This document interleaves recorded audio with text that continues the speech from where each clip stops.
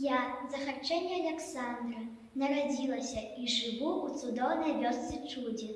Спрадвеку ў нашай вёсцы жывуць цудоўныя і працавітыя людзі, таленавітыя казачнікі і паэты. Наш зямляк Аляксандр Казімірович Шпутоўскі у час экспедыцыі ў вёску Чудзін запісаў болей чым 50 казак.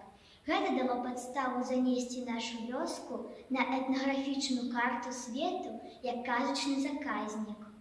А на пытанне, адкуль казка родам, так і хочацца адказаць: з Чудзіна, што на Ганцаўшчыне. Прапаную вам казку ад вядомай казачніцы бабкі Матруны, Савені Матруны.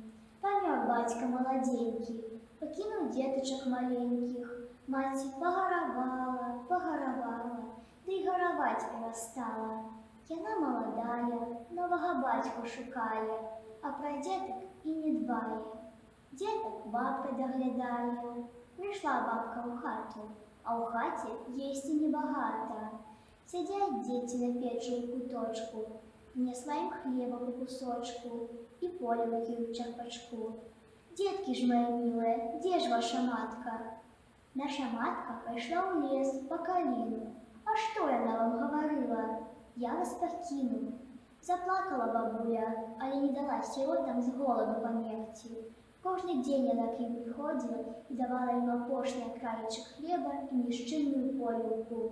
А калі і ў самой гэтага не стала, пашыла сабе і дзецям торбачкі і падалася ў свет жабраваць.